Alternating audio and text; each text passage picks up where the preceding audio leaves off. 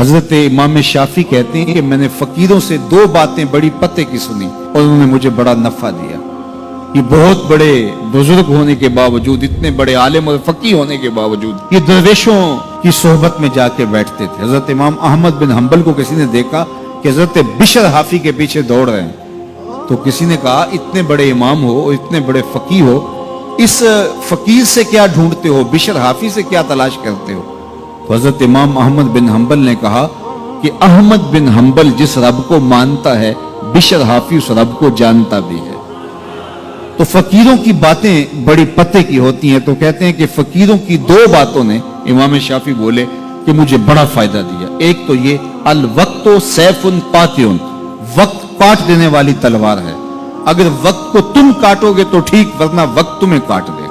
अब तुम्हारी मर्जी है कि वक्त के घोड़े पे तुम सवार होके अपनी मर्जी से वक्त को चलाओ, या फिर तुम वक्त के रहमो करम पे हो और इसकी मौजें तुम्हें जिस समझ चाहे बहा ले जाएं।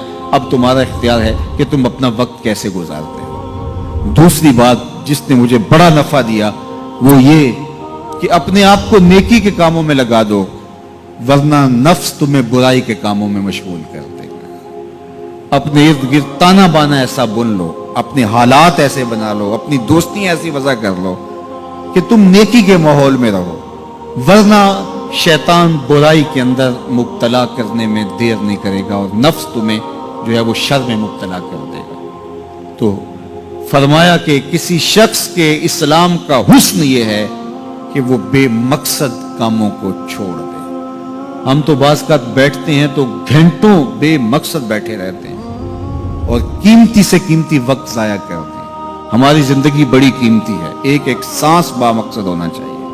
हजरत उवैस करनी रदी अल्लाह ताला अन्हु को हजरत उमर रदी अल्लाह ताला अन्हु और हजरत अली मुर्तजा रदी अल्लाह ताला अन्हु मिलने गए।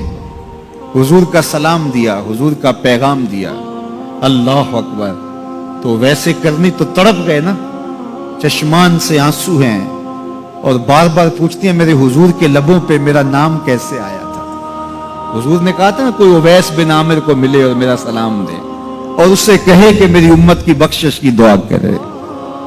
अल्लाह अकबर।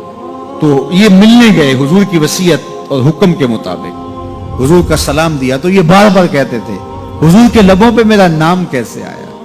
अल्लाह अकबर। तो जब ये तड़प देखी तो कहा इतनी मोहब्बत और इतना प्यार तो हुजूर को मिलने नहीं आए, हुजूर को देखने नहीं आए। तो हजरत उवैस करनी फरमाने लगे तुमने मेरे हुजूर को देखा है?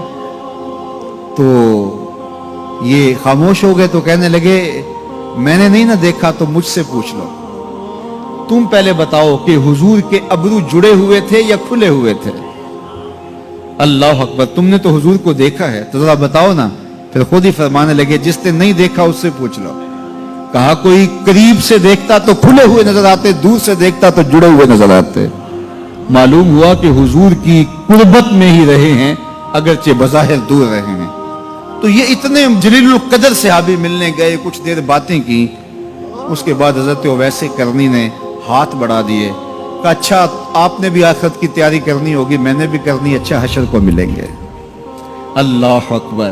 तो वक्त बहुत कीमती है। किसी के इस्लाम का हुस्न ये है कि वो बेमकसद कामों को तर्क कर